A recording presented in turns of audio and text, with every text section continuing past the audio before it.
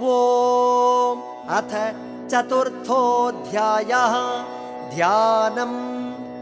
कालाभ्राभां कटाक्षैररिकुलभयदां मौलिबद्धेन्दुरेखां शङ्खं चक्रं कृपाणं त्रिशिखमपि करैरुद्वगन्तीं त्रिनेत्रां सिंहस्कन्धाधिरूढां त्रिभुवनमखिलं तेजसा पूरयन्तीं ध्यायेत् दुर्गां जयाख्यां त्रिदश परिवृतां सेवितां सिद्धिकामैः। ॐ ऋषिरुवाच शक्रादयः सुरगणा निहतेति वीर्ये तस्मिन् दुरात्मनि सुरारिबले च देव्या तां तुष्टुवुः प्रणतिनम्रशिरोधरां सा वाग्भिः प्रकर्षपुलकोद्गमचारुदेगाः देव्या यया ततमिदं जगदात्मशक्त्या निस्सेडदेवगणशक्तिसमूहमूर्त्या तामम्बिकामखिलदेवमहर्षिपूज्यां भक्त्या नता स्म विदधातु शुभानि सानः। यस्याः प्रभावमतुलं भगवाननन्तो ब्रह्मा हरश्च न हि वक्तुमलं बलं च सा चण्डिकाखिल जगत्परिपालनाय नाशाय च शुभभयस्य मतिं करोतु। या श्री स्वयं सुकृतिनां भवनेष्वलक्ष्मीः पापात्मनां कृतधियां हृदयेषु बुद्धिः श्रद्धा सतां कुलजनप्रभवस्य लज्जा तां त्वां नता स्म परिपालय देवि विश्वम्। किं वर्णयाम तव रूपमचिन्त्यमेतत् किं चातिवीर्यमसुरक्षयकारि भूरि किं चाहवेणुचरितानि तवाद्भुतानि सर्वेषु देव्यसुरदेवगणादिकेषु। हेतुः समस्तजगतां त्रिगुणापि दोषैः न ज्ञायसे हरिहरादिभिरप्यपारा सर्वाश्रयाखिलमिदं जगदं च भूतमव्याकृता हि परमा प्रकृतिस्त्वमाद्या। यस्याः समस्तसुरता समुदीरणेन तृप्तिं प्रयाति सकलेषु मखेषु देवि स्वाहासि वै पितृगणस्य च तृप्तिहेतुरुच्चार्यसे त्वमत एव जनैः स्वधा च।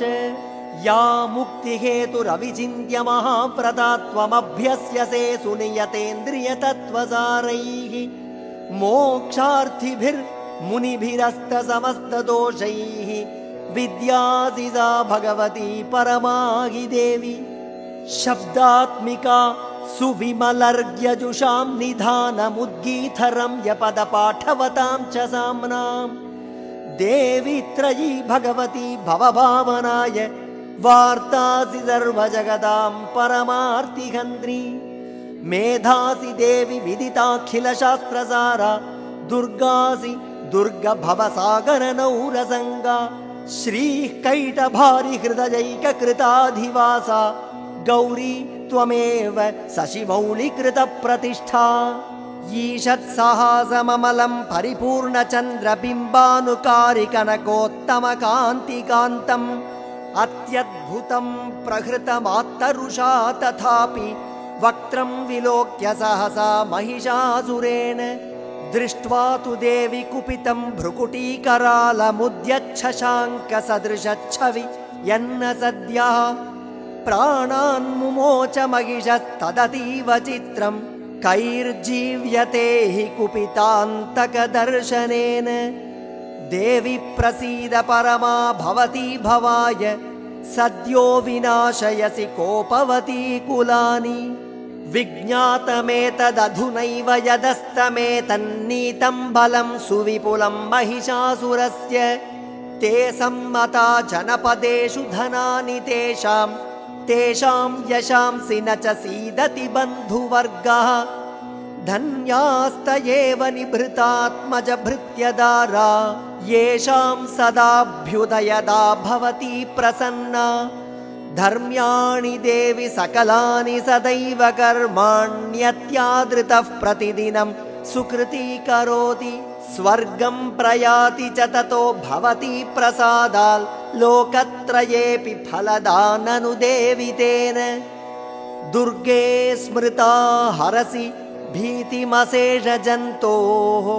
स्वस्थै स्मृता मतिमतीव शुभां ददासि दारिद्र्यदुःखभयहारिणि का त्वदन्या सर्वोपकारकरणाय सदार्द्रचित्ता येभिर्हतैर्जगदुपैति सुखं तथैते कुर्वन्तु नाम नरकाय चिराय पापं सङ्ग्राममृत्युमधिगम्य दिवं प्रयान्तु मत्वेति नूनमखिलान् विनिहंसि देवी दृष्ट्वैव किं न भवति प्रकरोति भस्म सर्वासुरा नरिषु यत्प्रहिणोषि शस्त्रम् लोकान् प्रयान्तु रिपवोऽपि हि शस्त्रपूता इत्थं मतिर्भवति तेष्वहितेषु साध्वी खड्गप्रभानिकरविस्फुरणैस्तथोग्रैः शूलाग्रकान्तिनिवहेन दृशोऽसुराणां यन्नागता विलयमंशुमदिन्दुखण्डयोग्याननं तव विलोकयतां तदेतत् दुर्वृत्तवृत्तशमनं तव देवि शीलं रूपं तथैतदविचिन्त्यमतुल्यमन्यैः वीर्यं च हन्तृहृतदेवपराक्रमाणां वैरिष्वपि प्रकटितैव दया त्वयेत्थम् केनोपमा भवतु तेस्य पराक्रमस्य रूपं च शत्रुभयकार्यतिहारि कुत्र चित्ते कृपा समरनिष्ठुरता च दृष्टा त्वय्येव देवि वरदे भुवनत्रयेऽपि त्रैलोक्यमेतदखिलं रिपुनाशनेन त्रातं त्वया समरमूर्धनितेऽपि गत्वा नीतादिवं रिपुगणा भयमप्यपास्तम्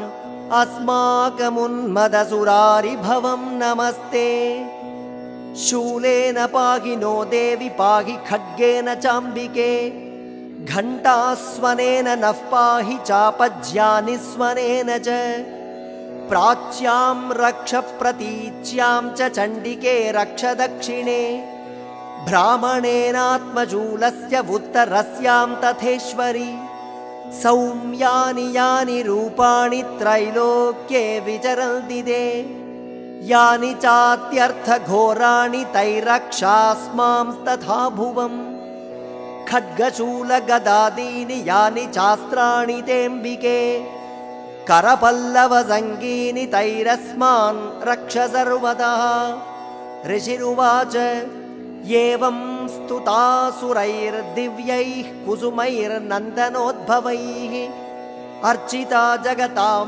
धात्री तथा गन्धानुलेपनैः भक्त्या समस्तैस्त्रिदशैर्दिव्यैर्धूपैः सुधूपिता प्राह प्रसादसुमुखी समस्तान् प्रणतान् सुरान् देव्युवाच व्रियतां त्रिदशाः सर्वे यदस्मत्तोऽभिवाञ्छितं देवावूचुः भगवत्या कृतं सर्वं न किञ्चिदवशिष्यते यदयं निहतः शत्रुरस्माकं महिषासुरः यदि चापि वरो देयस्त्वयास्माकं महेश्वरी संस्मृता संस्मृता त्वं नो हिंसेथाः परमापदः यश्च मर्त्यस्तवैरेभिस्त्वां स्तोष्यत्यमलानने तस्य वित्तर्धिविभवैर्धनदारादिसम्पदा वृद्धये स्मत्प्रसन्ना त्वं भवेथा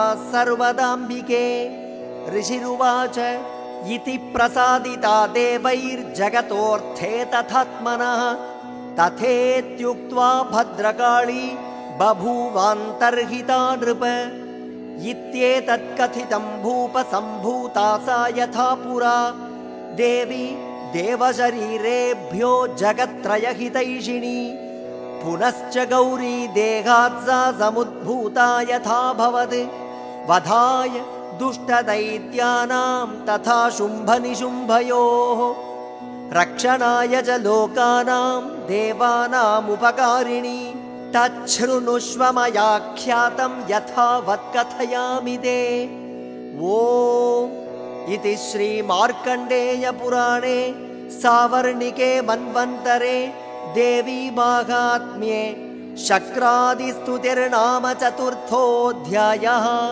ओम्।